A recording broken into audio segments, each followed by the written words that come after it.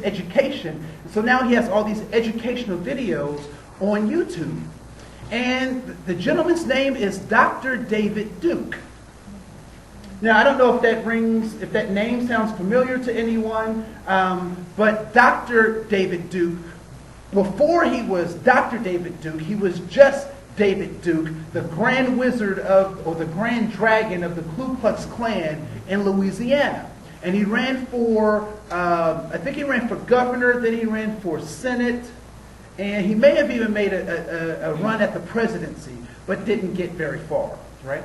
So Dr. David Duke now is having these conversations about how intelligence across the globe is on a bell curve.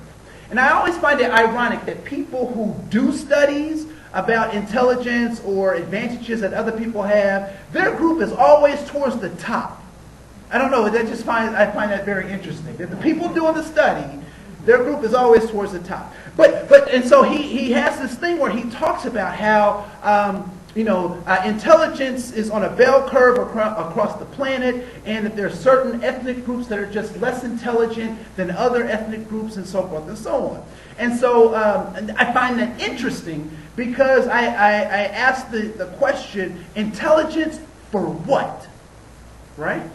So intelligence for what? So I come back to Minnesota and I think about what goes on here in Minnesota.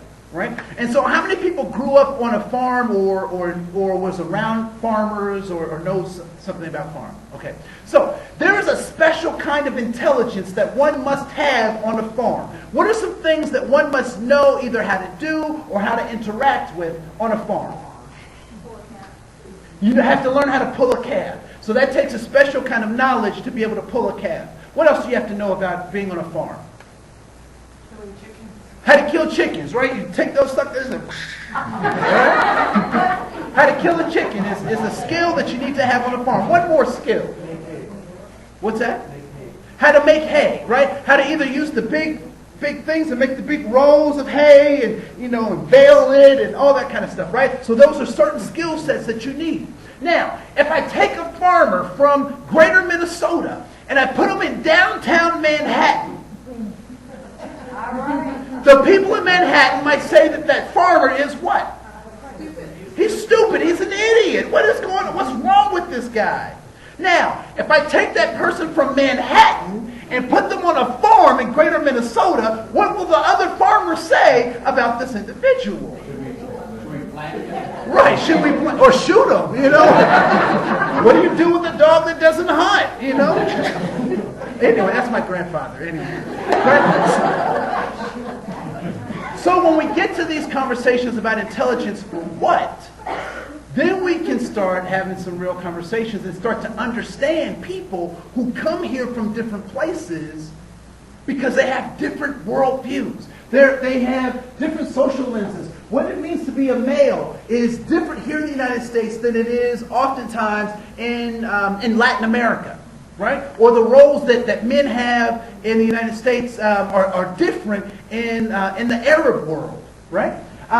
So we have all these social lenses. Our age, what it means to be different ages and different cultures, has different kinds of meanings and all sorts of stuff. The geographic regions that you come up in have a lot to do with how you interact with the world, right? Because we do some very interesting things here in Minnesota that they don't do in Arizona. For example, ice fishing, right? Although I think they can start ice fishing because I think they got more snow this year than we did, right? So there's the geographic region. And then there's the governmental systems that people operate from. What is our governmental system called? What do we operate in? Taxation. He said taxation. Right? What's our governmental system? We have a representative democracy. Right? So when people say democracy, what democracy means is that everybody has a vote. That would take forever. So what we've done is we said we will have representatives that will, bow to lobbyists to make sure that we get our... No, I'm just saying. All right. So that's a little bit about kind of how society and social groups operate. So we'll move on. So ultimately, when I talk with people in the county, when I talk with people throughout the United States, one of the questions that people always ask is, why are those people coming here? Right? That's what they ask. And what I'd like to submit to them is that this is the reason. This is the reason. All right. That they are looking for significance, belonging, and safety. Significance says that I have a purpose and it's being recognized. I'm living out that purpose.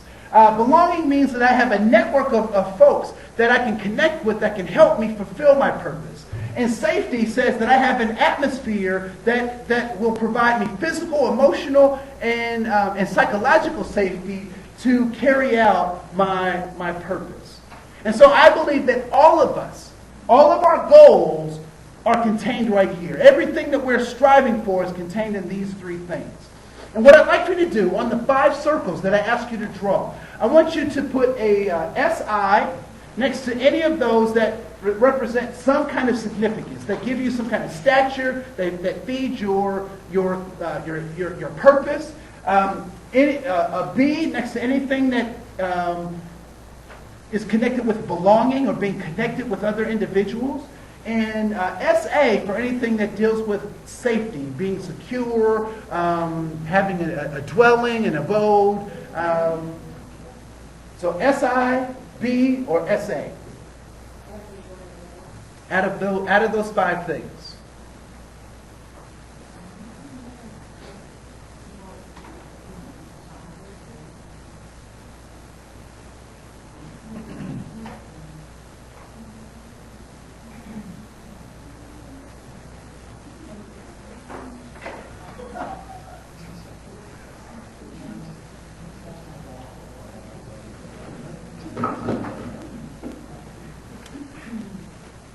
All right? Simple question.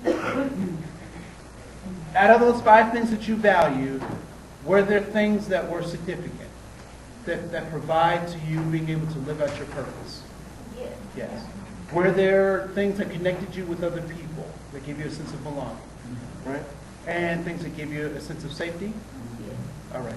Yeah. So I believe that those are the motivations. And so, people will say, well, they're coming over here to get, free stuff or blah, blah, blah. I would say, I think the free stuff is a side effect or a joke or a smoke screen that people use to not give people these 3 things. And I would also imagine that anyone who's coming to us for help is probably missing one of these 3 things. And so part of our job is to understand that if they're missing one of these 3 things, that we have the abilities and the skills to be able to offer solutions to help them get to one of these 3 things. All right? We'll skip that. All right.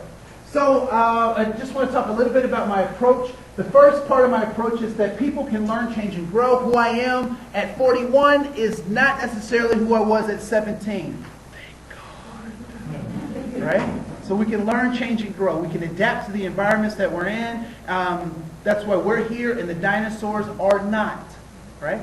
All human behavior is goal-directed, and I pointed to you what those goals are. That's safety, significance, and belonging. Everything that we do is to try to attain our goal. And people do what makes sense to them, even if what? Even if it doesn't make sense to you and I. Right? So they do it because it makes sense to them. And lastly, an attitude is a response to a goal. What have you been taught about what an attitude is? How many people have been accused of having attitudes, or you've met somebody with an attitude? Right? What is an attitude? What's an attitude? It's what? It's negativity and attitude. It doesn't